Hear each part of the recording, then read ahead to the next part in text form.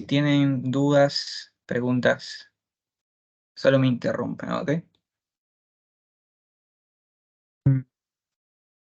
Bien. Vamos a tratar de hacerlo práctico, rápido. Bien. Entonces, cabeza y cuello. Eh, para que se forme la cabeza y el cuello, generalmente van a intervenir todas las capas, ¿ok? Ectodermo, mesodermo, endodermo, ¿ok? Pero, básicamente va a ser mesodermo y zonas engrosadas del ectodermo que se denominan placodas, ¿ok? Estas placodas migran, estas células de las placodas migran hacia la parte ventral, ¿ok? Del embrión. Migran hacia la parte ventral del embrión. ¿Qué más? Esto va a dar lugar a los famosísimos arcos faringios, ¿no? Que es básicamente también la base para formar la cabeza y el cuello. Estos son los arcos faringios, ¿ok? Son 6, pero del 4 a 6 están tan juntos que se los toma como uno solo, ¿ok? Entonces, estos arcos faringios yo los denomino como paquetes, ¿ok? Son como paquetes listos para formar cualquier estructura, porque es como un tubo, no un tubo, es como una estructura que tiene todo. Tiene ectodermo alrededor, ¿no? Ectodermo superficial, que es el epidermis. Tiene dentro mesodermo, ¿no? Y sabemos que el mesodermo puede formar huesos, cartílago, músculos, ¿ok? Tejido la dermis también, ¿ok? Y, y aparte de eso, por dentro tiene como vasos sanguíneos también por dentro. Y aparte tiene nervios, pero nervios importantes, llevan algunos unos pares craneales, ¿ok? Y por donde se mueva, por donde se desarrolle este arco faríngeo, todo este conjunto lo va a seguir, ¿ok? Bien. Eh, ¿A qué más dice? Las células de la cresta neural se originan en el neuroectodermo de las regiones del proencéfalo, el mesencéfalo y el romboencéfalo. O sea, esto más o menos. Acá vamos a tener a todo el encéfalo. En primer lugar lo tenemos en 3 porciones: proencéfalo, mesencéfalo y romboencéfalo. Luego se van a dividir en 5. Y en la parte ventral, o sea, para acá, vamos a tener a los arcos faringios. ¿Qué más, qué más, qué más? Acá tenemos a la cúpula óptica. Bueno, lo importante de acá son 3 grupos de cosas que vamos a estudiar. En cabeza y cuello solo vamos a estudiar esas 3 cosas. Arcos faringios, que antes se llamaban arcos branquiales, porque si tú veías un embrión, más o menos, a la cuarta semana, quinta semana, veías como que si tuvieran branquias, ¿no? Como los peces, así, estructuras alargadas, o sea, como pequeños cortes, ¿no? En esta zona. Y por eso se llamaron arcos branquiales, pero no, en realidad son los arcos faringios, y entre arco faringio y arco faringio hay unas hendiduras, ¿no? Era lo que parecían branquias, pero no, esas son las hendiduras faringias, que también nos van a dar ciertas estructuras importantes. Y por último, por dentro, imaginemos al cuello, ¿ok? Al cuello. Por fuera vamos a tener a los arcos, ¿bien? Entre arcos va a haber hendiduras. Y por dentro del cuello, si entramos por la boca, vamos a encontrar a las bolsas faringias, que también son como hendiduras, pero por dentro, ¿bien? Entonces son estas tres cosas nos van a dar estructuras importantes de la cabeza y el cuello. Bien, es lo único que deben saber de esta diapositiva. Entonces, acá vemos a los 25 días que solo podemos observar 2 arcos faringios, ¿no? 1, 2, y esta es la protuberancia pericárdica, que ya la hemos estudiado. Continúa el crecimiento, ya vemos más arcos faringios, y bueno, como se dan cuenta, entre arco y arco hay hendiduras, y esas son las hendiduras faringias.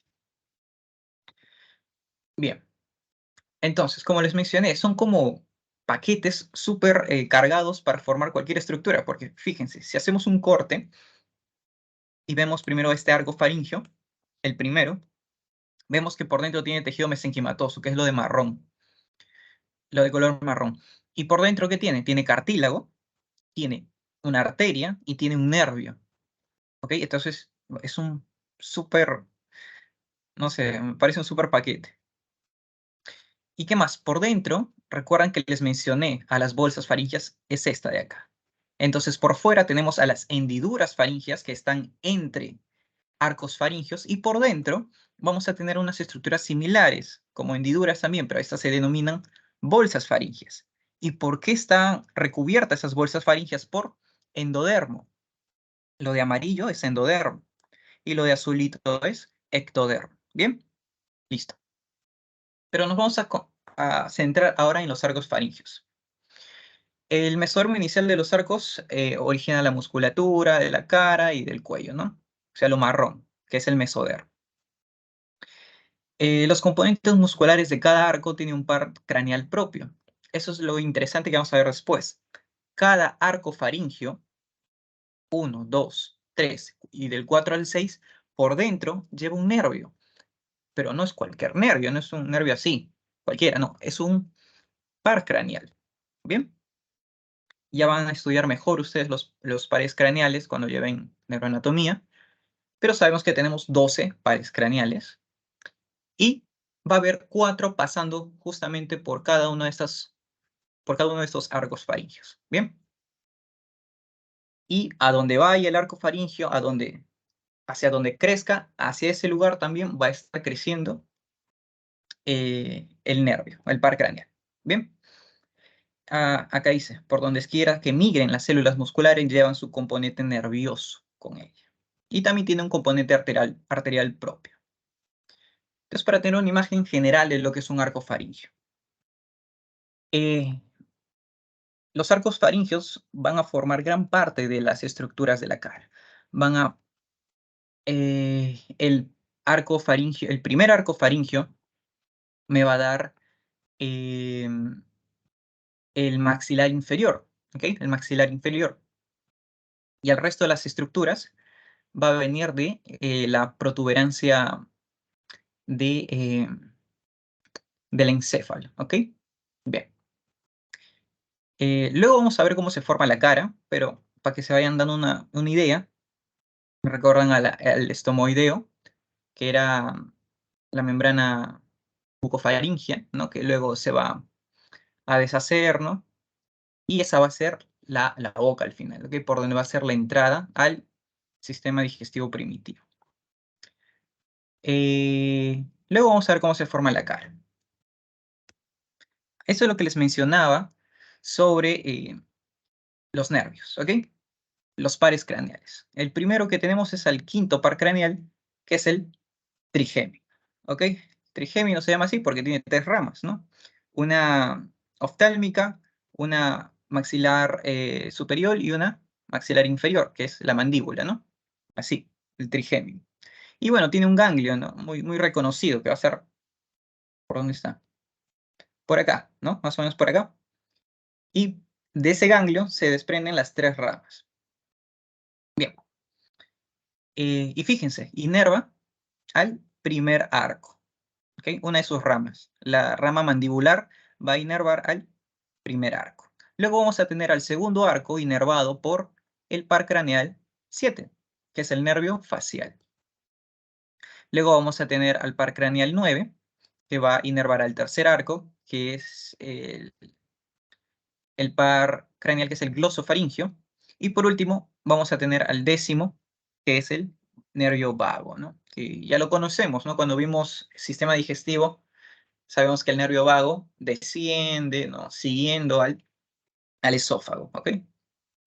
Y bueno, esos son los 4 nervios de los pares craneales que vamos a encontrar en los arcos faríngeos.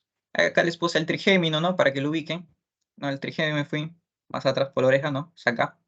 Acá está el ganglio. Y bueno, el trigémino no solo da inervación sensitiva, ¿no? Esta es la inervación sensitiva. También da inervación motora, ¿ok?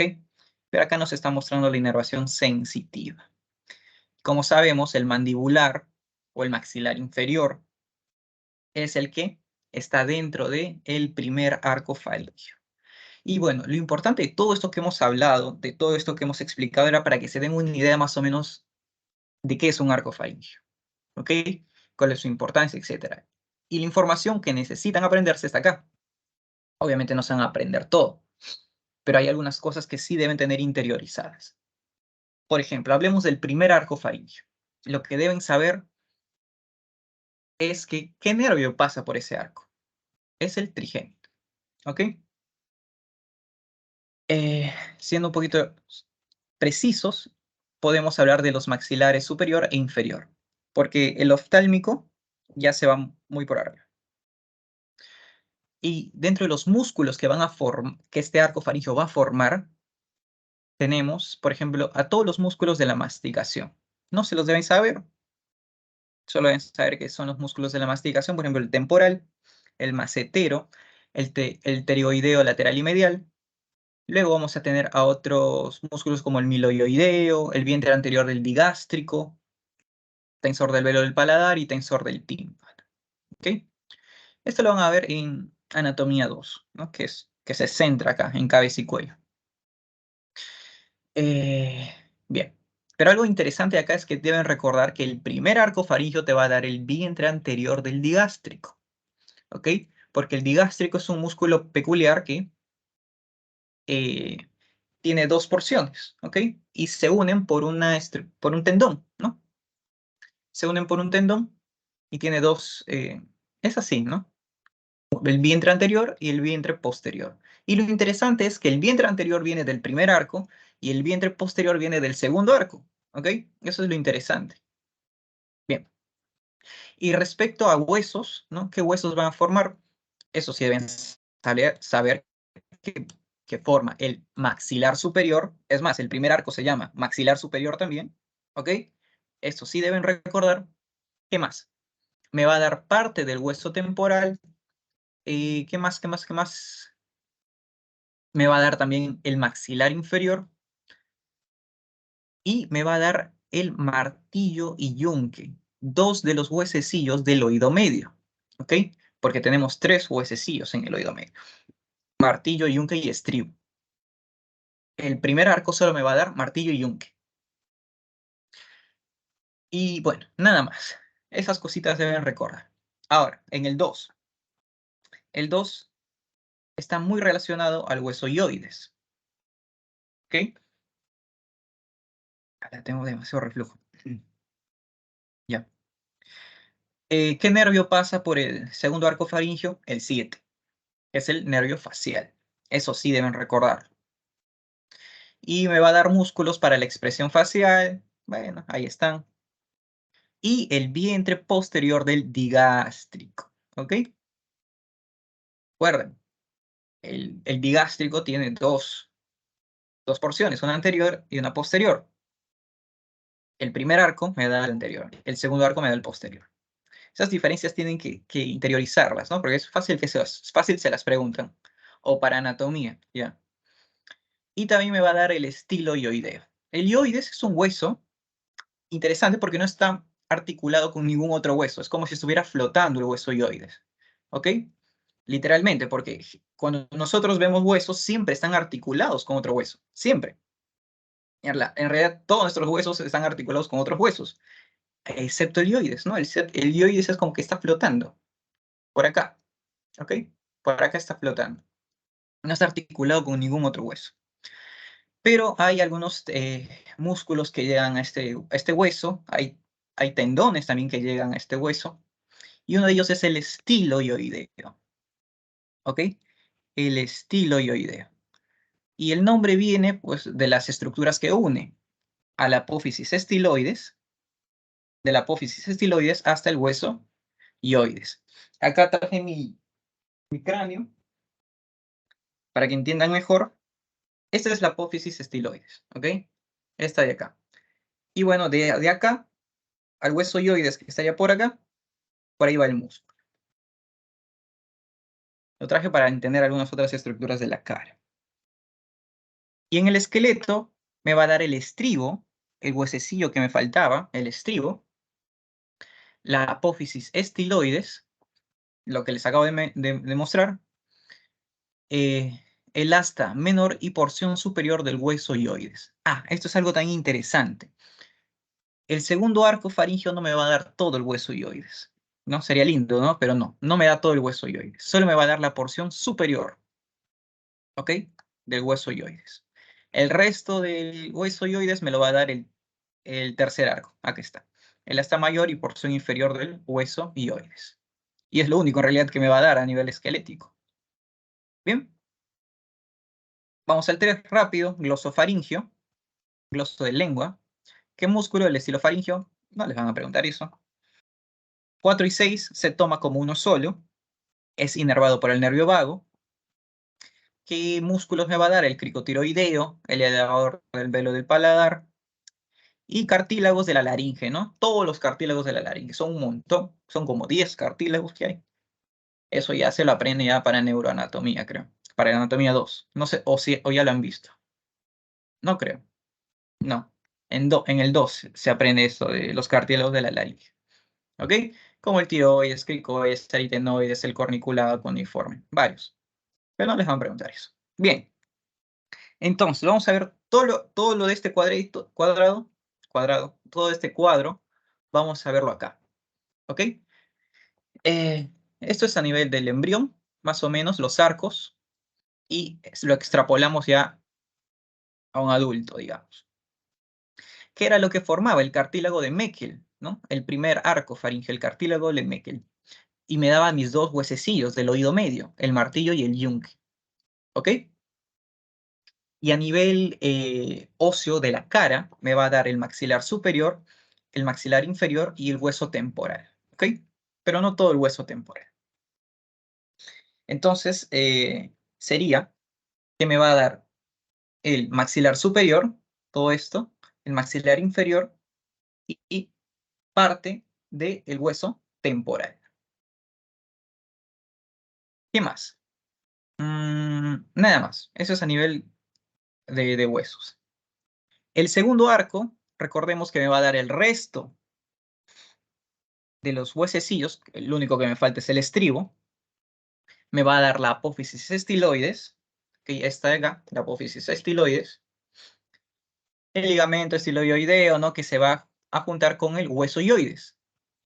Pero el segundo arco no me va a dar todo el hueso ioides, me va a dar el asta superior. Y el tercer arco faríngeo me va a dar el asta inferior del hueso ioides. ¿Bien? Bien. Y bueno, el 4 al 6 me va a dar todo estos, ¿no? Todo lo que es de la tráquea. Todos los cartílagos faringios. Y bueno, dudas, preguntas hasta acá, algo que no haya quedado claro sobre los arcos faringios.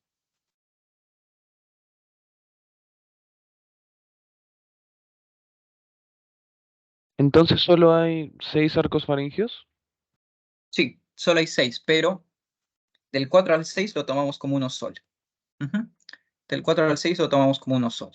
Y los estudiamos como 4 grupos. Ujú.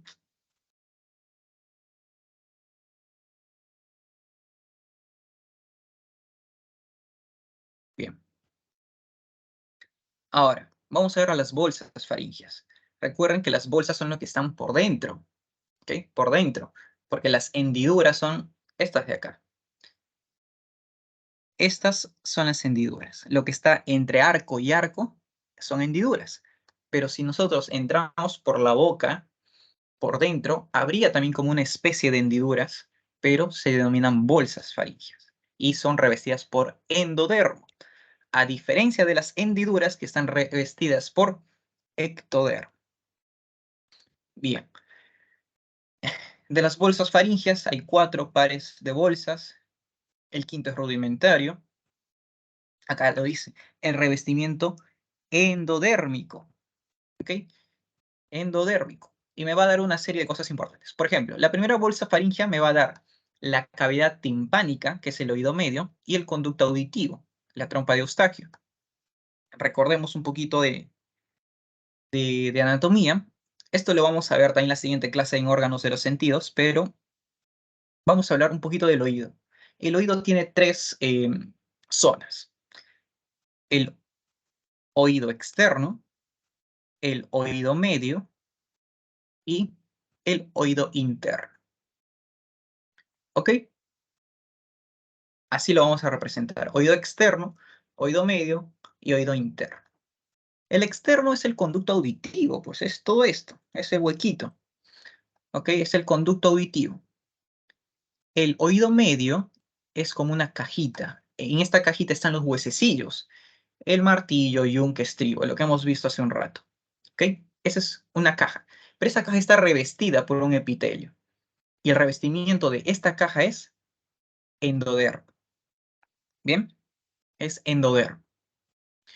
En cambio, en el conducto auditivo externo, el revestimiento es ectodérmico. Es ectodermo. ¿Bien? Es piel, básicamente. Y esa es la gran diferencia. Oído externo, ectodermo, oído medio, endodermo. Pero esta caja no es una zona aislada, ¿no? No es una caja así sellada al vacío, en pocas palabras, no. Tiene, tiene una comunicación, se comunica con la boca, se comunica con la cavidad bucal a través de una estructura muy famosa, que es el conducto de Eustaquio, ¿ok? O la trompa de Eustaquio, ¿ok? La trompa de Eustaquio. No se olviden. Por eso, digamos, cuando no sé si les ha dado otitis alguna vez, ¿no? Otitis de oído medio, ¿no? Una infección de oído medio. ¿Qué es lo que pasa acá? Hay una obstrucción en el conducto de Eustaquio. ¿Ok? Hay una obstrucción en el conducto de Eustaquio, hay proliferación bacteriana en el oído medio, pues porque no hay desfogue, y se infecta, ¿no?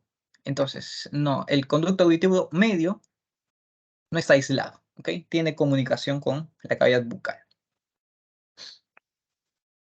Bien. Bueno, eso es para ubicarnos. Entonces, el oído medio, la cavidad del oído medio está formada por la primera bolsa faríngea. ¿Ok? La primera bolsa faríngea me va a dar esta cavidad timpánica. ¿Ok? Y me va a dar también el conducto auditivo, que es la trompa de Eustaquio. Bien, eso es en realidad es lo más resaltante de las bolsas faríngeas. Pero vamos a mencionar el resto. Tenemos que la bolsa faríngea 2 me va a dar la amígdala palatina y la fosa amigdalina. La 3 me va a dar la glándula paratiroidea inferior y el timo. Bueno, el timo es una estructura muy importante, ¿no? Para el sistema inmune en los primeros años de vida. Y en la cuarta bolsa faríngea me va a dar el cuerpo último branquial de la glándula tiroides. ¿Ok? Bien. Entonces, les pueden poner, ¿no? Que la cuarta bolsa faríngea forma la tiroides. Podrías decir que sí. Pero no toda, pues, ¿no? Parte. Y bueno, lo más resaltante es la primera bolsa. ¿Ok? Estas son lo que les mencionaba. Lo que ven acá, esto es intestino primitivo, ¿no? Intestino primitivo, la parte faríngea del intestino primitivo. ¿Y qué vemos acá? Son como protuberancias, ¿no? Que le salen al intestino, ¿no? Como protuberancias que le salen al intestino, por dentro. Esas son las bolsas faríngeas. La primera, la segunda, la tercera y la cuarta. ¿Bien? Y bueno, acá está el divertículo respiratorio, entonces a partir de acá es intestino anterior, ¿ok? Entonces esto es intestino faríngeo, ¿ok? Y acá ya empieza el intestino anterior. Eso lo hemos visto en sistema digestivo. Recuerden, divertículo respiratorio es el punto de quiebre, ¿no? Para decir esto es faringio y esto es intestino anterior. Bueno, ahí están las bolsas, ¿no? Esta imagen es muy importante, ¿no? Porque te hace asociar. Si las bolsas están saliendo del intestino y yo sé que el intestino es endodermo, entonces entonces asumo que las bolsas faríngeas están hechas de endodermo. ¿Bien? Listo. ¿Dudas, preguntas acá de las bolsas? Algo que no haya quedado claro.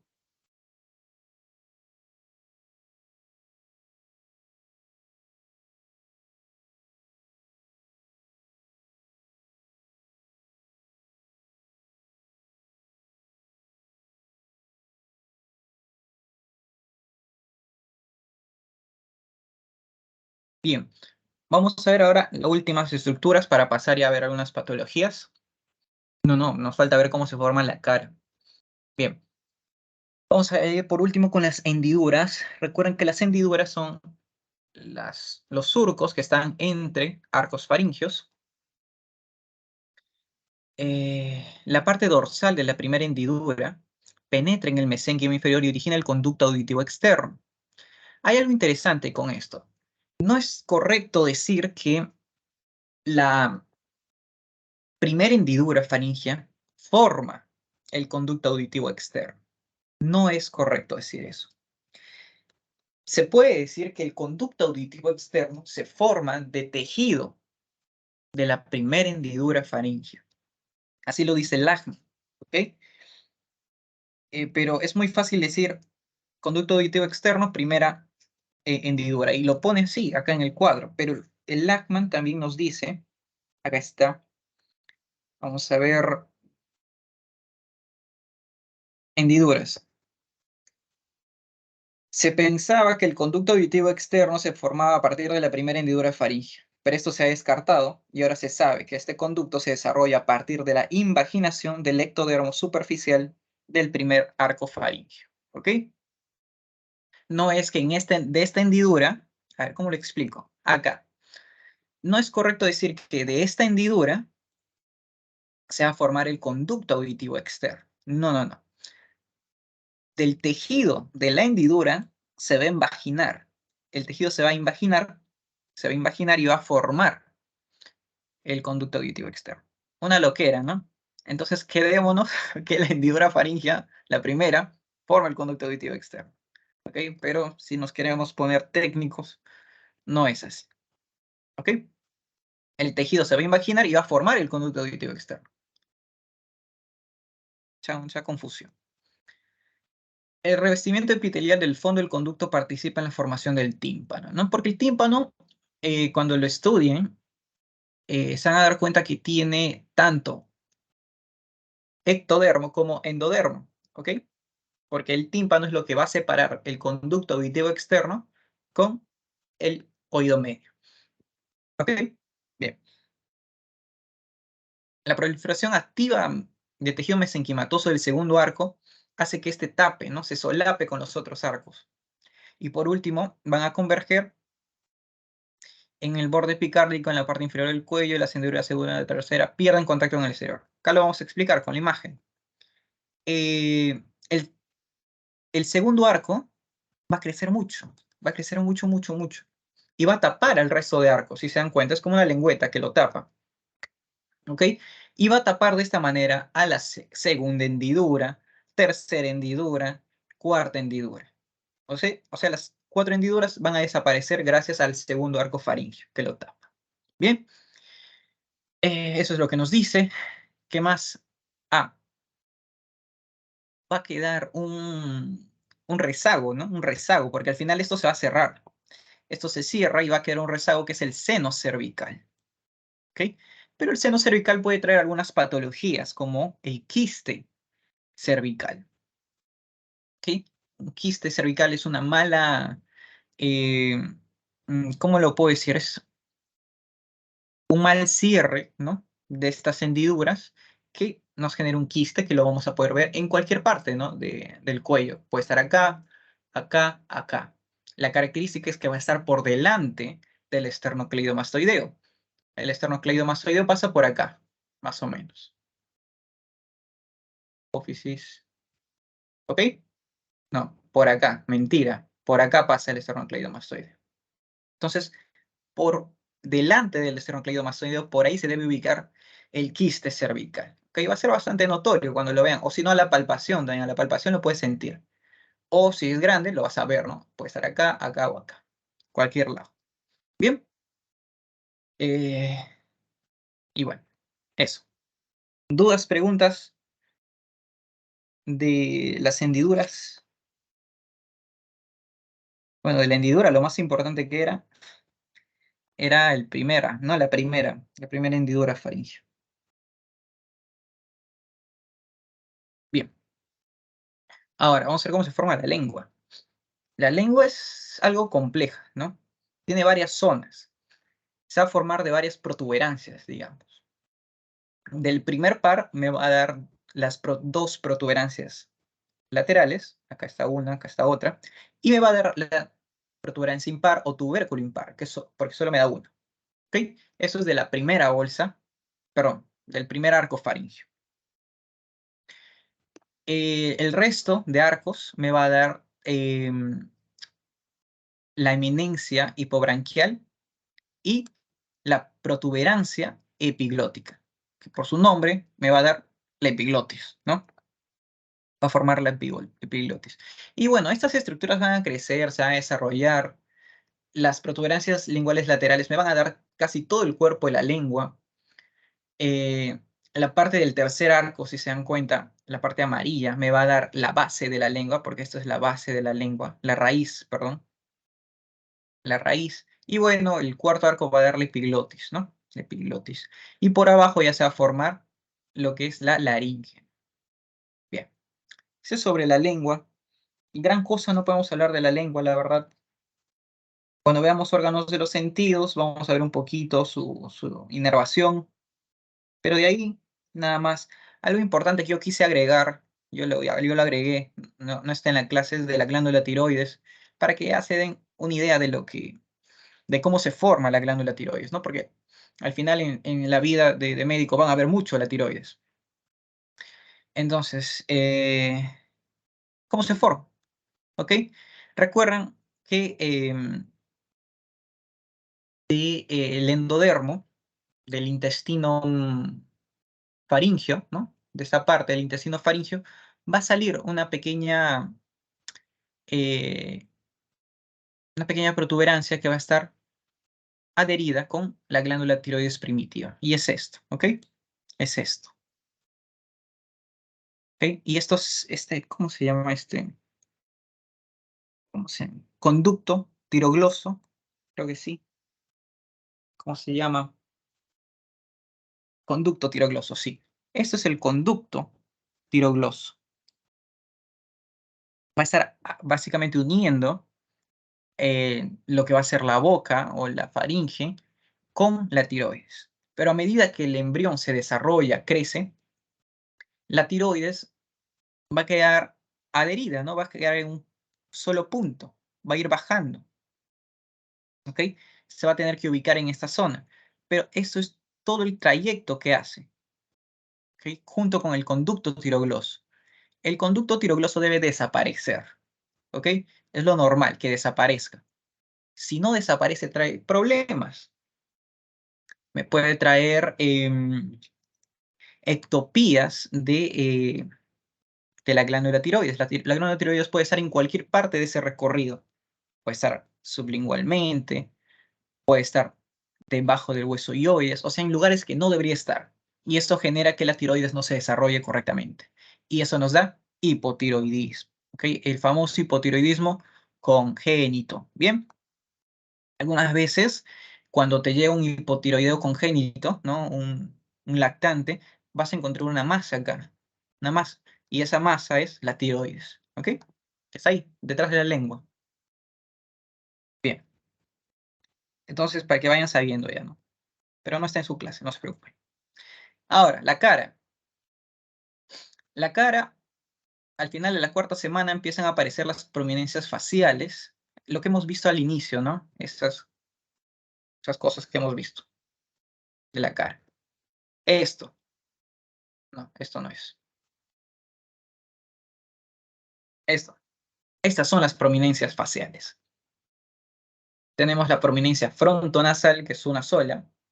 Tenemos dos prominencias maxilares superiores y esas son las más grandes. Luego vamos a tener otras. Aquí están. La frontonasal, la maxilar superior, la nasal medial, la nasal lateral y la del maxilar inferior. ¿Ok? Son esas. No son tan complicadas. Tenemos una frontonasal, que es la más grandota de acá. La de maxilar superior tenemos dos. Nasal medial, que también son dos. Y nasal lateral, que también son dos. Y por último, la del maxilar inferior. Bien. Ahí están las estructuras que nos va a dar. La frontonasal me va a dar la frente, puente de la nariz y prominencias nasales mediales y laterales. ¿Qué quiere decir? Que de esta prominencia de la frontonasal se derivan estas dos, la nasal medial y la nasal lateral. Bien, entonces, en teoría tenemos 3 prominencias nada más. Bueno, 2 pares de prominencias maxilar superior y 2 pares de maxilar inferior y una prominencia frontonasal. Ahora, estas se van a juntar entre sí, van a migrar entre sí, o sea, van a migrar las células y van a formar lo que conocemos como la cara. En un inicio vamos a tener esto, 5 semanas, perdón. 5 semanas. Prominencia frontonasal y en estas prominencias, en esta única prominencia frontonasal vamos a tener a nuestras prominencias nasales mediales de color amarillo y a las prominencias nasales laterales de azul. ¿Ok? Por debajo tenemos a la del maxilar superior, a ambos lados, y por debajo al del maxilar inferior. Estas se van a juntar, las nasales mediales deben juntarse. ¿Ok? Ese es el fin, que las nasales mediales se junten. Y ya ves que la cara o los ojos, ¿no?, se van haciendo cada vez más ventrales. Cada vez se hacen más ventrales. Y vemos cómo las fosas nasales también se van formando. ¿Ok? Vamos viendo esto. Entonces, ¿qué es lo que debemos recordar de todo esto? Lo que debemos recordar es estos pequeños surcos. ¿Ok? Por ejemplo, las prominencias nasales mediales se deben juntar. Y estas deben estar junto a las prominencias nasales laterales. Y también a la prominencia nasal, perdón, a la prominencia del maxilar superior, que es de color rojo. ¿Ok? Estas deben estar juntas. Entonces, nasal medial está junto a nasal lateral y junto a maxilar superior. Ahora, nasal lateral, que es esta de acá, debe estar junto ¿a qué? Al maxilar, perdón, superior. Deben estar juntos y deben unirse correctamente. Si no se unen correctamente, no se fusionan correctamente, va a haber problemas. Los más famosos tenemos al labio leporino y a la fisura del paladar, o paladar hendido también, que se llama. Esto es por fuera. ¿Ok? Esto es por fuera, esto es lo que pasa por fuera. Pero por dentro también pasan cositas. ¿Ok? También vamos a ver eso. ¿Ok? Ahora, segmento intermaxilar. Las dos prominencias nasales mediales convergen no solo en la superficie, sino a un nivel más profundo. Y estas dos prominencias van a formar una estructura que se llama el segmento intermaxilar, que va a tener un componente labial, un componente de maxilar superior, que va a ser para los 4 dientes incisivos, y un componente palatino, que va a ser en forma de triángulo. ¿Ok? Acá lo vamos a explicar. Esto es lo que se unió por fuera, si se dan cuenta. Si los segmentos nasales mediales se unieron, acá de amarillo, es esto. Entonces, si nosotros nos metemos a la boca, ¿no?, para ver, vamos a ver esto. Los segmentos mediales juntos. Y por su costado, ¿qué vamos a tener? Al segmento del maxilar superior. Y acá lo vemos. Al costado del nasal medial, tenemos al maxilar superior. ¿Ok? Entonces, eso es lo que estamos viendo acá. Ahora, cuando se desarrolle esto, cuando veamos un adulto, digamos, nos vamos a dar cuenta que se forma una especie de triángulo. El origen va a ser diferente. Bien, acá les mencionaba el segmento intermaxilar, que tiene 3 componentes. Un componente labial, que es esto de acá. Un componente para los incisivos, los 4 incisivos. Y también va a formar parte del paladar duro, pero no todo el paladar duro, porque el paladar duro es todo esto. Solo una pequeña porción del paladar duro. Una porción triangular. Y si se dan cuenta, o no sé si se dieron cuenta, en un cráneo, se van a dar cuenta que hay un agujero, justo en la punta de ese triángulo. Hay un agujero.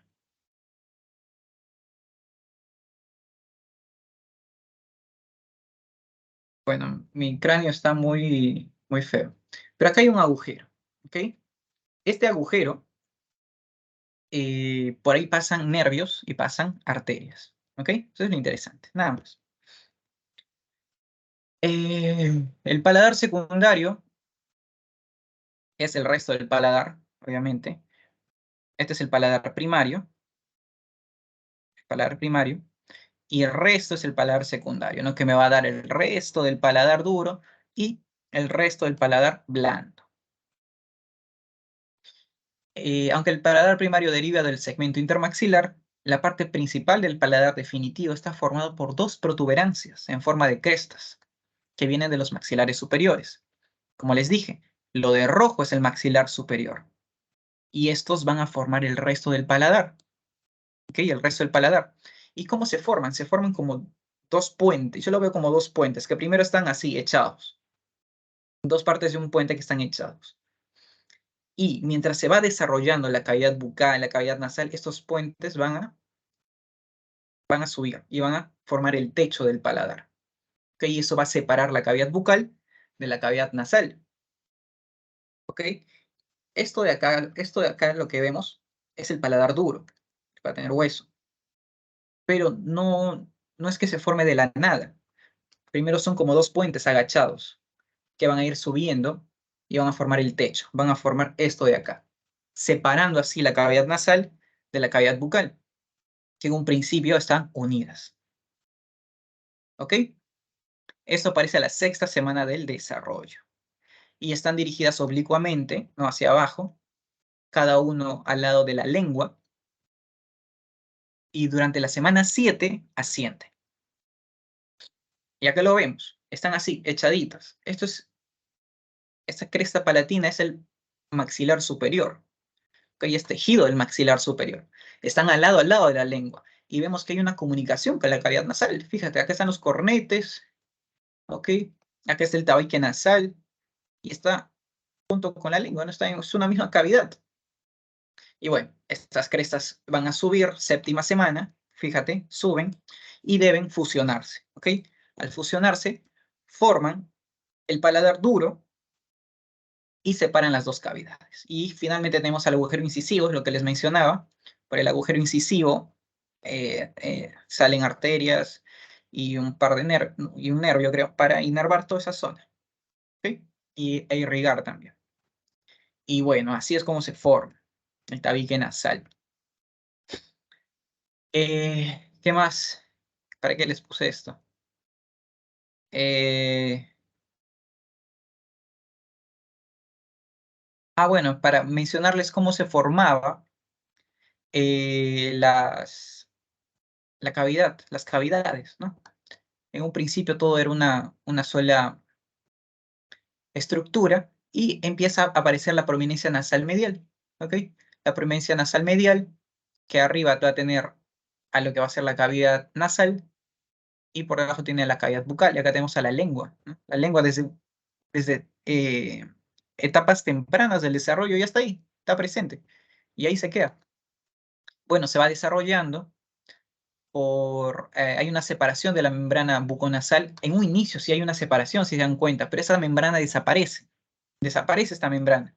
Y el paladar primario como que queda suspendido, ¿no? Pero no, está adherido por el resto de las estructuras. Solo que ahora hay una comunicación entre la cavidad nasal y la cavidad bucal, ¿ok? Pero gracias al maxilar superior, con sus crestas palatinas, llega a formar el paladar secundario, ¿no? Y bien, eso sería. Esto es un poquito de resumen, ¿no? Esto es de su teoría. En su teoría les dan todo lo que deben saber básicamente, ¿no? Como un pequeño resumen de lo que deben tener en cuenta y lo que les van a preguntar. Hendiduras faringias, recuerden que es ectodermo. Las hendiduras son ectodermo. En cambio, las bolsas son endodermo. La primera hendidura forma el conducto auditivo externo, ¿ok? Para resumir, pero ya les dije que no es tanto así. La segunda hendidura, la tercera y la cuarta va a formar el seno cervical, ¿ok? Que puede formar quistes cervicales. ¿Qué más? Las bolsas faringias, la primera forma trompa auditiva, la trompa de Eustaquio, y también forma la cavidad del oído medio, ¿ok? Cavidad del oído medio. ¿Qué más? La segunda bolsa va a formar la amígdala palatina, la tercera la paratiroides inferior y timo, y la cuarta la paratiroides superior y el cuerpo último branquial. La tiroides se origina del agujero ciego de la lengua y migra a la cara anterior del cuello, ¿no? Como les mencioné, cómo migra la tiroides. El quiste tirogloso es una malformación en la parte media del cuello en cualquier lugar de su trayecto. ¿Recuerdan al quiste tirogloso, ¿no? Es lo que mantenía unido a la lengua, a la tiroides, ¿no? A la tiroides en su proceso de migración estaba unido a través de un conducto tirogloso, ¿ok?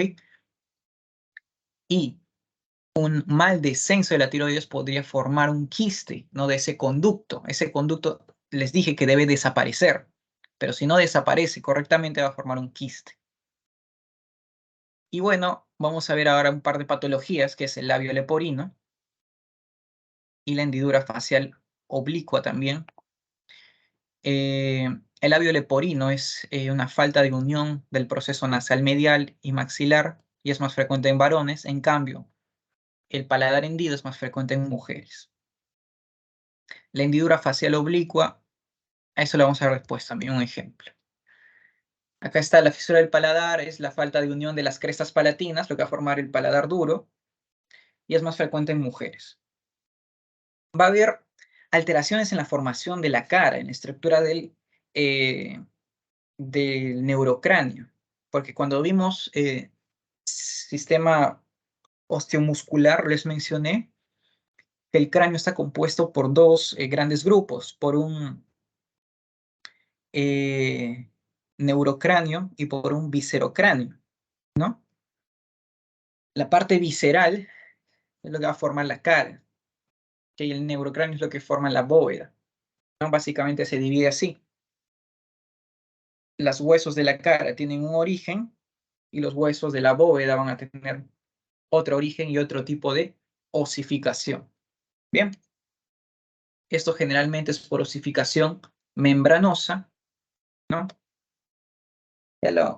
Eso es ya de de osteomuscular. Y bueno, acá hay un par de anomalías que sería bueno mencionarlas. Por ejemplo, la de Treacher-Collins, la secuencia de Robin, la anomalía de DiGeorge y la displasia de Goldenhar, ¿no? Que la característica es que estas malformaciones, generalmente de origen genético, no solo van a tener alteraciones faciales, sino también van a venir acompañadas de malformaciones cardíacas. ¿Y por qué? Porque no sé si recuerdan, pero en un inicio, ambas estructuras, tanto cardíacas como eh, la zona de la cara y la boca, están juntas, no solo que migran y se separan, pero en un inicio están juntas. Entonces, errores que se formen a temprana edad no solo van a afectar a la formación de la cara, sino también algunas cardiopatías, ¿ok? Congénitas. No sé si profundizar en estas patologías. Ah, no, sí, profundicé al final. Me decidí por hacerlo. Porque lo había leído y dije, pucha, ¿lo pongo o no lo pongo? Bueno, acá están, ¿no? Algunas, bueno, no algunas, están todas. La de Pierre Robin es en A. ¿Y qué vamos a ver? Vamos a ver micronactia, ¿no? Que es la mandíbula muy pequeña, o sea, si se dan cuenta, no tiene mandíbula, ¿no? Está metida la mandíbula. ¿Y eso qué pasa? ¿Y eso qué lleva? Ah, lo vimos esto en malformaciones, ¿no? En la parte de genética lo vimos. Esto es una secuencia.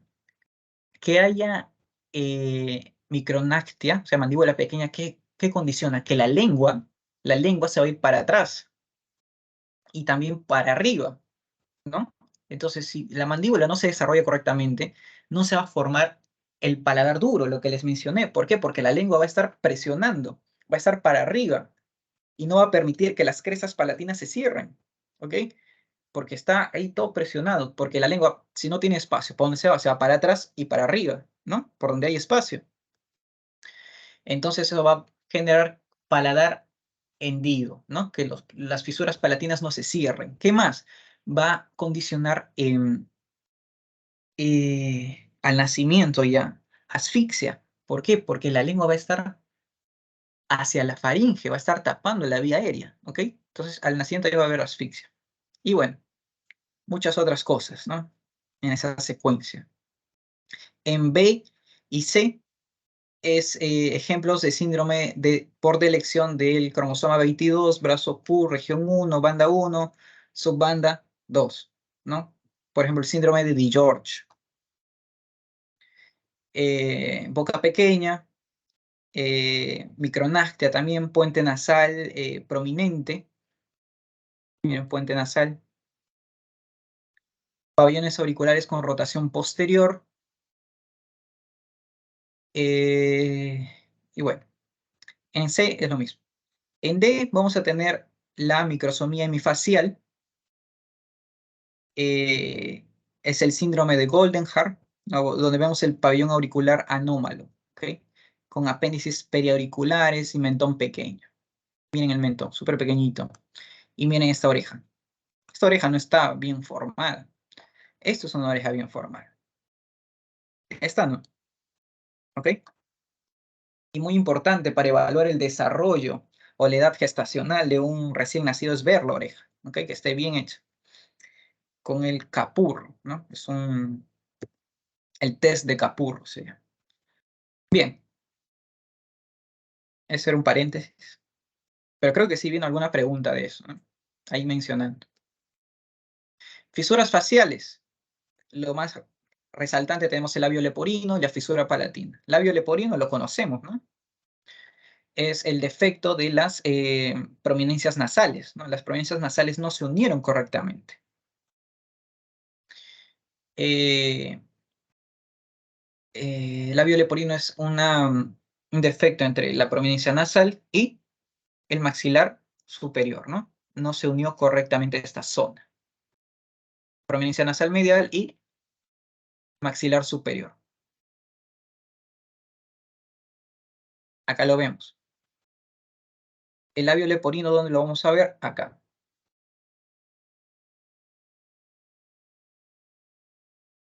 Acá va a ser el defecto de unión, ¿okay? Entre prominencia nasal medial y maxilar superior.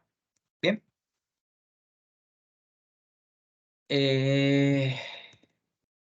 Y vamos a verlas acá, ¿no? Uso muchas muletillas, me doy cuenta. Y, no. Bueno, esto es lo normal. Las uniones normales. Maxilar, esto es el maxilar. Esta es nasal medial, ¿no? La nasal medial debe estar unida con el maxilar, pero si no están correctamente unidos me da el labio leporino, ¿no? En B. Nasal medial y maxilar, mala unión. En C vamos a tener una fisura unilateral que afecta tanto al labio y al maxilar. Esto es el labio leporino porque, como lo dice, solo está afectando la porción labial. Pero recuerden que ese segmento va hasta abajo. Ese es el segmento intermaxilar. El segmento intermaxilar va hasta abajo. Pero si hay un defecto en toda la unión del segmento intermaxilar de ese lado, este sería el izquierdo, si se dan cuenta ya no sería solo labio leporino. En D tenemos un bilateral, ¿no? A ambos lados. En E es la fisura palatina, paladar hendido. Y en F tenemos una fisura palatina combinada con labio leporino, ¿no? Todo esto, mala unión. Bien. Acá están los ejemplos. Este es un labio leporino bilateral, fíjate. Esta es la prominencia nasal medial, que no se unió con el maxilar y acá tampoco se unió con el maxilar. ¿Ok? Entonces, ese es un labio leporino bilateral. Acá vemos la fisura palatina, vemos cómo estamos viendo la cavidad nasal. Esto se llama fisura facial. Esto es una fisura facial y acá en E también lo estamos viendo. Una fisura facial. ¿Qué estructuras están mal en esta fisura facial? La vamos a ver acá, con esto, con esto. ¿Qué estamos viendo? Que viene acá, así, ¿no? La fisura facial, así. Viene así. Entonces, esto es la fisura facial. Es una mala unión entre el nasal lateral, estoy acá, con el maxilar. ¿Bien? Es una mala unión entre el nasal lateral y el maxilar. Eso es una fisura facial. Bien, dudas, preguntas, antes de pasar si está nervioso, que es chiquito. ¿Qué es? Bien, una horita. Estamos bien. Dudas, preguntas, chicos, algo que no haya quedado claro.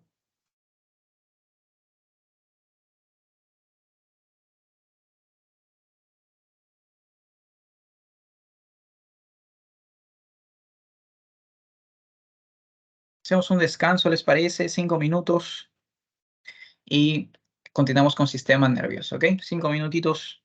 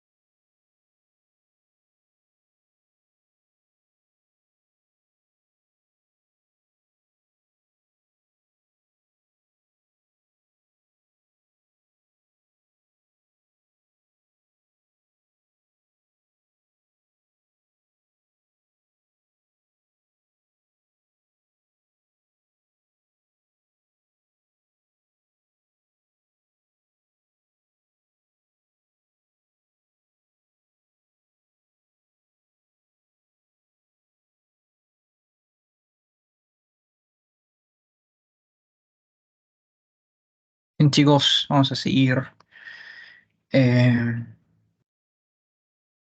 con sistema nervioso, ¿ok? Ya hemos visto gran parte, ¿no? Del sistema nervioso. Eh, Recordemos un poquito. em, Tercera semana se produce la gastrulación cuando tenemos nuestras tres capas germinativas. Tenemos ectodermo, mesodermo y endodermo. Y el ectodermo empieza a plegarse, ¿ok? Bueno, sí, empieza a plegarse. O sea, como dos pliegues empiezan a formar un tubo, ¿ok? Empieza a plegarse y forma un tubo por abajo, ¿no? Y este proceso se llama neurulación, ¿ok? Que me va a dar el tubo neural. Y me va a dar tres cosas. Me va a dar ectodermo superficial. Fíjense que está. Empieza a plegarse, pam, pam. Estas crestas neurales se unen.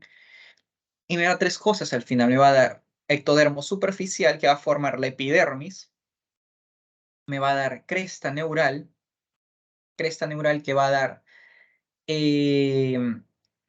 sistema nervioso periférico y me va a dar al tubo neural. El tubo neural me va a dar al sistema nervioso central. ¿Ok? Eso ya lo sabemos, ¿no? Lo tenemos asimilado. Pero ese proceso de neurulación no se produce al instante y no se forma un tubo de primeras. Se va cerrando este tubo, ¿ok? Se va cerrando y al final me va a quedar dos neuroporos, un neuroporo anterior y un neuroporo posterior. Son de mucha importancia que estos poros se cierren. El anterior se cierra aproximadamente al día 25 y el posterior al día 28. ¿Ok?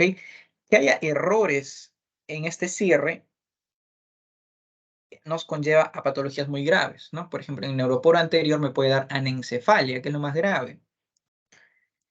Bien. En neuroporo posterior vamos a ver algunas otras patologías como meningocelia, espina bífida, ¿no? Espina bífida, que incluye varias cosas, por ejemplo, meningocele, mielomeningocele, ya la vamos a ver. Sabemos que es muy importante por la suplementación en las madres, ¿no? Con ácido fólico para evitar estos errores en el cierre. Como les mencioné, el tubo neural me va a dar sistema nervioso central, ¿ok? Sistema nervioso central. ¿Y cuál es el sistema nervioso central? Encéfalo y médula espinal. ¿Ok? El encéfalo con la médula espinal. Eso es el sistema nervioso central. Y todo esto viene de el tubo neural. Pero hay otra estructura que les mencioné, la cresta neural. La cresta neural me va a dar la mayor parte del sistema nervioso periférico. ¿Y cuáles son? ¿Cuál es el sistema nervioso periférico? Todo esto. Ganglios sensitivos, ganglios autónomos, células de Schwann, células cromafines suprarrenales, melanocitos, odontoblastos y las células parafoliculares de la tiroides. ¿Ok?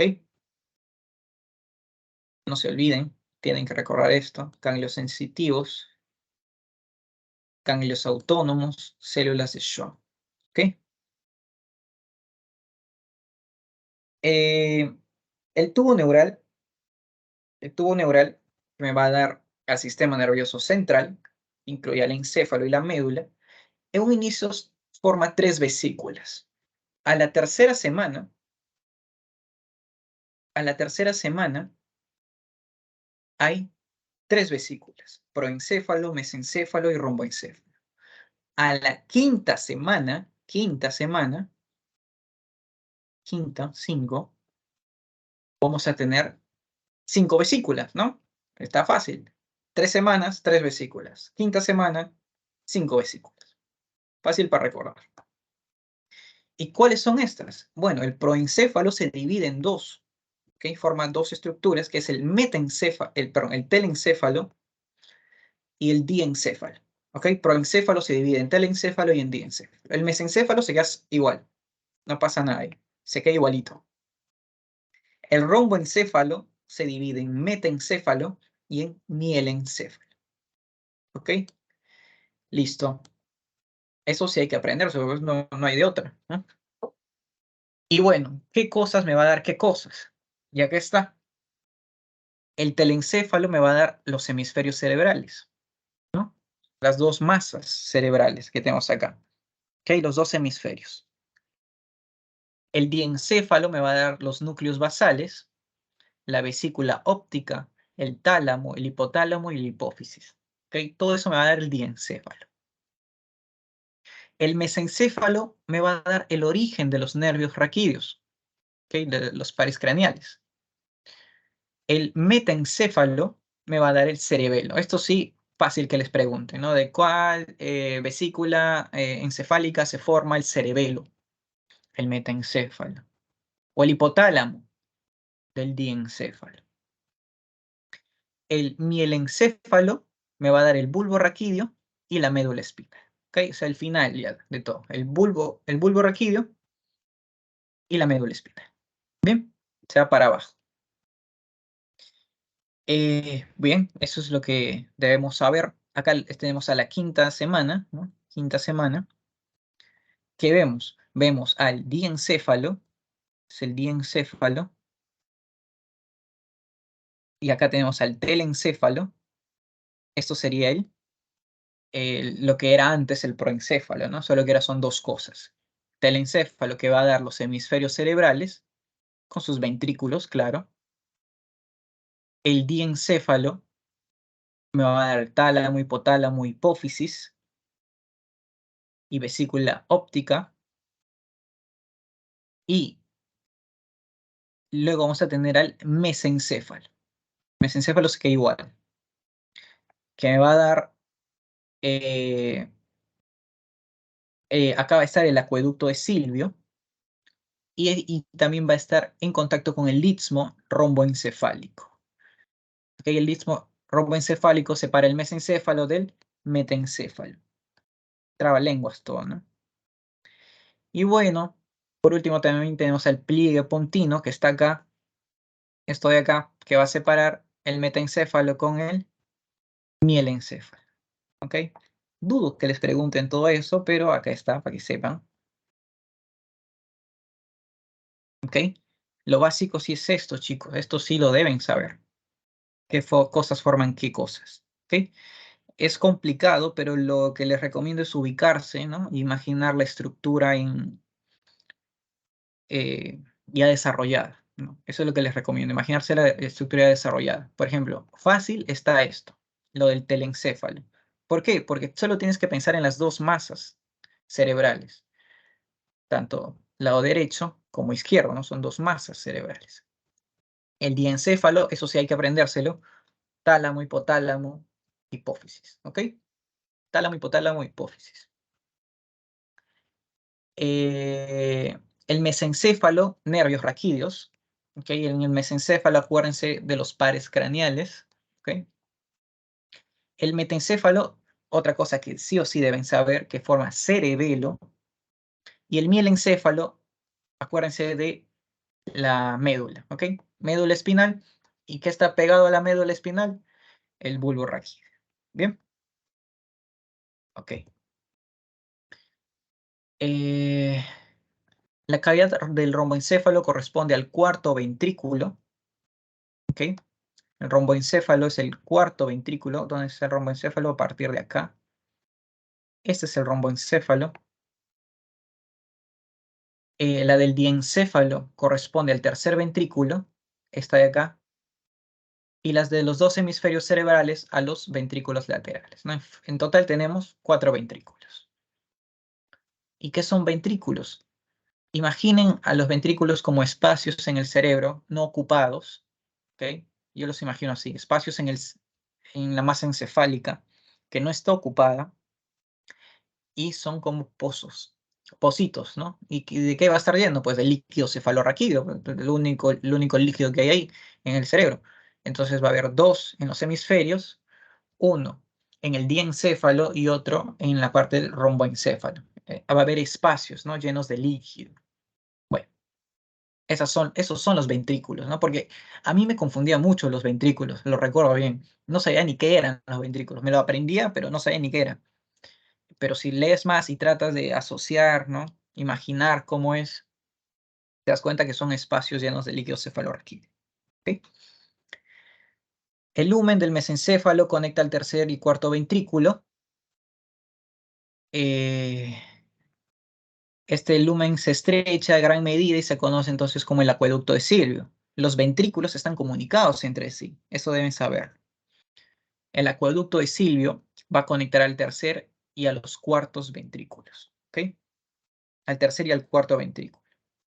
Bien. ¿Y dónde está? Puedo ver el acueducto de Silvio acá. No lo veo, pero lo busca. Cada ventrículo lateral se comunica con el tercer ventrículo por medio del foramen interventricular de Monro. ¿Ok?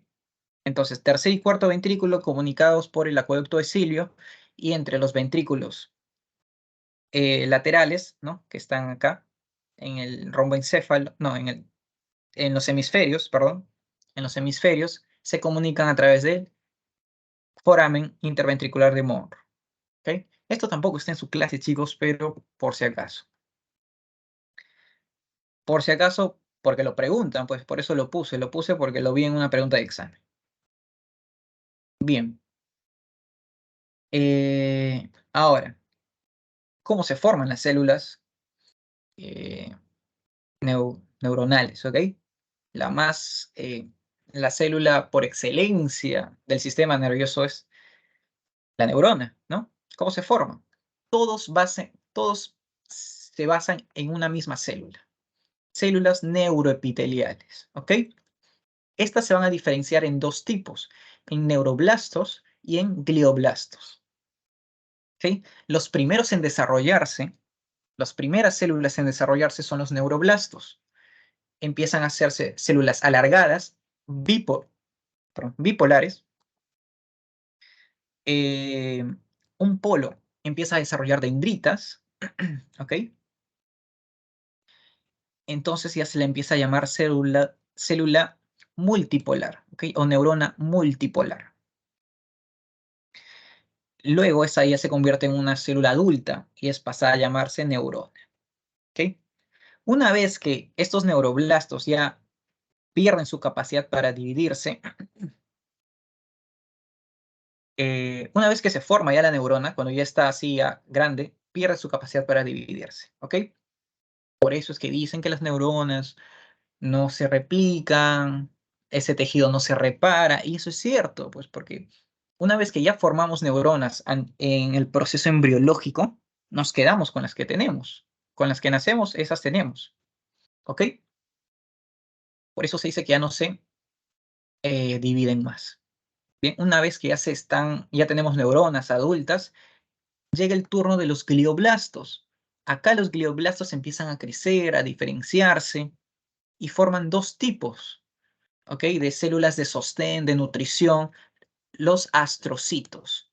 Astrocitos protoplasmáticos y astrocitos fibrilares, ¿ok? Estos son los encargados de nutrir, proteger, ¿no? A las neuronas. Porque recordemos que estas células son incapaces de producir su propia energía, ¿ok? Ellas necesitan recibir energía constantemente. No producen su propia energía. ¿Qué más? Luego tenemos otra de los glioblastos. Una vez que ya se formaron los astrocitos, de los glioblastos se forma otra estructura, otra célula, que es la oligodendroglia. Esta oligodendroglia tiene una función muy especial en el sistema nervioso central, sobre todo a nivel de la médula espinal. ¿Por qué? Porque esta célula va a ser la encargada de, ¿cuál es el término? Mielinizar a las células del sistema nervioso central, ¿no? Sistema nervioso central, eso incluye ¿a qué? A la médula, ¿ok? Entonces la oligodendroglia mieliniza a las células de la médula espinal, ¿ok? Por último vamos a tener a otra célula de sostén, ¿ok? Que es la microglia, pero esta no tiene origen neuroepitelial, tiene origen de las células mesenquimatosas, o sea, mesodermo, ¿ok? De células musculares. Se diferencia en una microglia, ¿ok? También célula de sostén. Bien, listo. Es lo único que deben saber. No está tan complicado, me parece. Lo que sí deben recordar es a la oligodendroclea, ¿ok? Y deben saber que una célula, una neurona ya adulta, desarrollada, pierde la capacidad de dividirse. Bueno, esto le puse, ¿no? Para que vayan sabiendo un poquito, ¿no? Sobre, esta es la médula. La médula cortamos y bueno, tiene vías la médula, ¿no? La vía anterior es la sensitiva, no, la motora, y la posterior es la sensitiva. ¿Ok? La dorsal es la sensitiva y la anterior es la motora. La mielinización es un proceso muy importante, muy importante en el sistema nervioso. ¿Ok? Las células de Schwann van a mielinizar nervios periféricos. Acá lo dice, nervios periféricos, las células de Schwann. En cambio, las células de la oligodendroclea mielinizan a la médula espinal. Eso es lo que me quiere decir, ¿ok? Eso es lo que deben saber. Y acá lo vemos. Células de nervios periféricos, ¿no? Neuronas de nervios periféricos, mielinizados por células de Schwann. Y acá tenemos células o neuronas de la médula espinal mielinizados por oligodendrocitos, ¿ok? Y acá lo dice. Nada más, eso es lo que tienen que saber. Otra cosa es cómo cambia la forma de la médula con el crecimiento embrional. Lo primero que va a crecer en un embrión va a ser la masa encefálica, ¿ok? Crece la masa encefálica, crece también la médula y ya, se detiene, ¿no? O sea, el crecimiento deja de ser así exponencial, se tranquiliza. Pero a ese punto ya se generaron ganglios, ¿no? Por ejemplo, hay un ganglio famoso, ¿no? De la raíz dorsal, que está unido, ¿no? A nivel de S1. Y ya está unido, así, a nivel embrional ya está unido a la médula. Entonces, cuando crecen las vértebras, crece el resto del embrión y la médula ya no crece tan rápido como antes, entonces va a arrastrar ciertas estructuras. Va a arrastrar, por ejemplo, ¿qué? Esto, la raíz, eh, dor- la raíz dorsal del primer nervio, la jala, ¿no? ¿Y qué más va a jalar? Va a jalar la misma médula, ¿no? Porque la médula ya se fijó acá, al final. Y como el resto de estructuras crece, jala con eso a la médula y forma un pequeño hilo de médula. Este pequeño hilo se llama filum terminale. ¿Ok? Y este ganglio que jaló se llama cola de caballo o caudequina, ¿no? Pero lo conocemos más como cola de caballo. Bien, entonces estas estructuras son gracias al arrastre, ¿no? Que dio el crecimiento de las vértebras. ¿Ok? Entonces imagínense esto, primero crece el sistema nervioso, se forma, y bueno, luego se tranquiliza el crecimiento, y luego ya viene el crecimiento de otras estructuras. Por ejemplo, las vértebras crecen mucho más rápido que el sistema nervioso, entonces arrastran algunas estructuras. ¿Bien? Bien. Entonces, algo muy importante. Acá, en A, ¿dónde terminaba la médula? La médula terminaba casi en el coxis, ¿no? Y en el coxis. Está en el coxis. Pero con el crecimiento, ¿dónde vamos a encontrar a la médula? En un recién nacido, digamos. La vamos a encontrar en L3, más o menos. ¿Ok? Perdón, en el adulto. En el adulto le vamos a encontrar el final de la médula entre L2 y L3. ¿Bien? El final. Porque el filum terminale ya no se considera médula. ¿Ok? Y bueno, generalmente la mejor anestesia, ¿no? Se pone por acá, ¿no? Para no agarrar médula. Esto es eh, el encéfalo, ¿no? Esto es el encéfalo que está creciendo. Este es el hemisferio cerebral, uno de los hemisferios. Este es el mesencéfalo. De acá salen los nervios raquídeos. Y fíjense acá, este es el origen de los nervios craneales. El origen de los nervios craneales. en el puente, ¿ok? Y este es el ventrículo, lo que les decía, es un espacio, si se dan cuenta, es un espacio el ventrículo, el cuarto ventrículo es esto. Un espacio lleno de líquido. Bien. Y por último vamos a ver algunas patologías. Por ejemplo, como les dije, un error en el cierre del neuroporo posterior me puede generar espina bífida, ¿no? Y en la espina bífida vamos a ver una mala formación de la vértebra. El resto está completo. Tenemos médula, tenemos aracnoides, tenemos dura madre, ¿no? Las capas.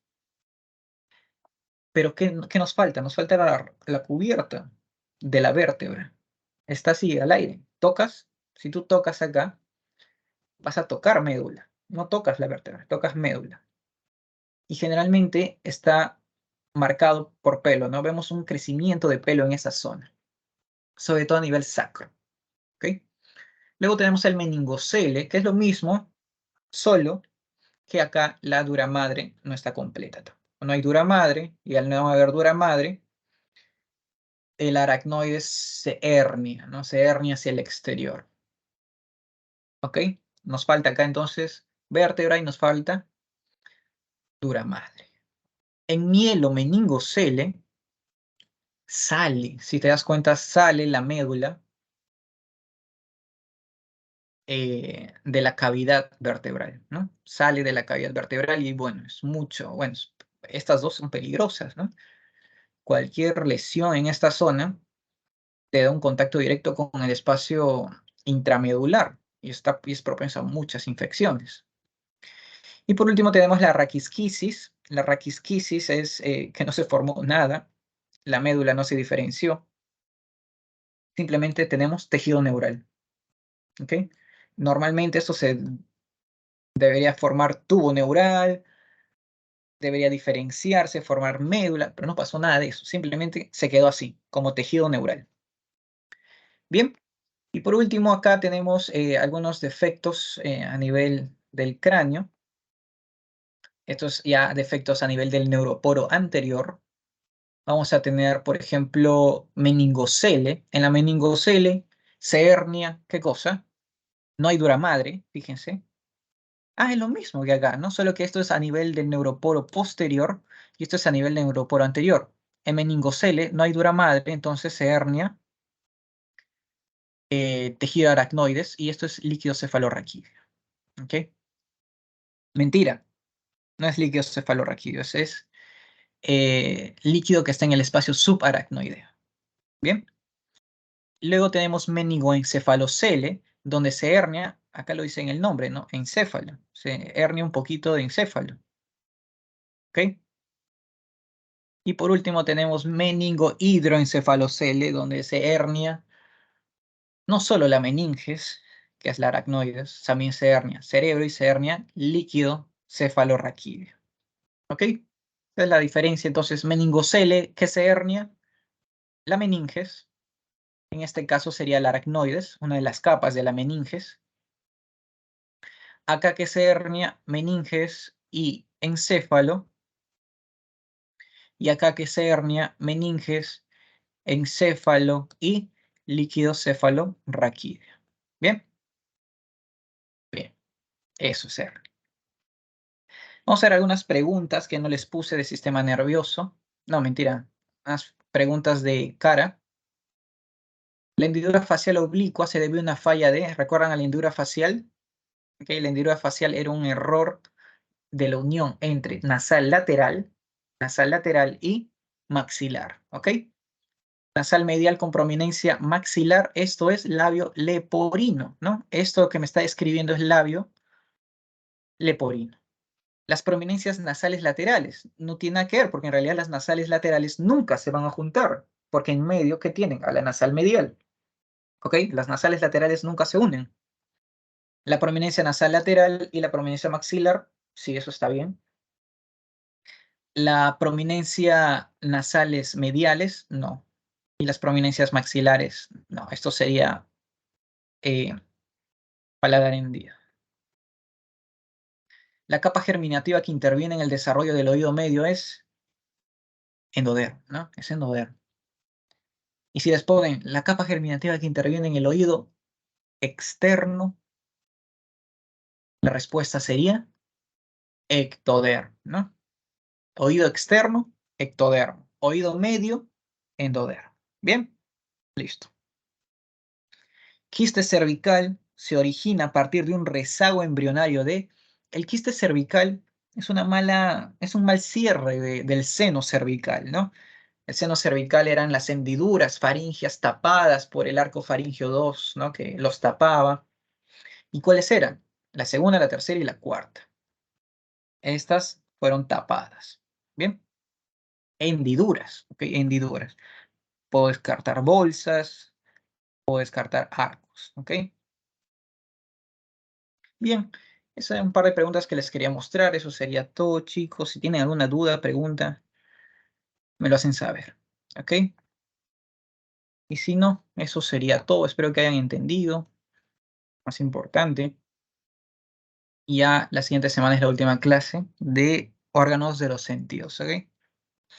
Y bueno, si no hay dudas, preguntas, sería todo, chicos. Chau, chau. Gracias. Gracias, hasta luego.